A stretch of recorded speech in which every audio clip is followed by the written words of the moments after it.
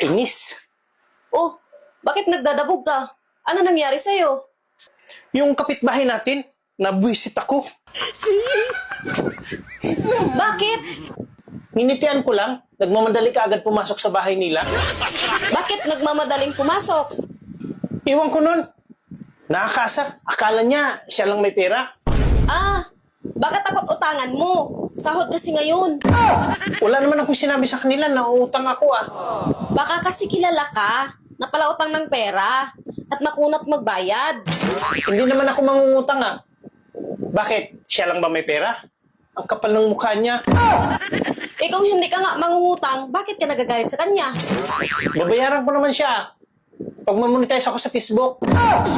Kaya naman pala takot sa'yo mga bagong sahod eh. Bakit? Babayaran ko naman sila. Vlogger to. Kailan ka ba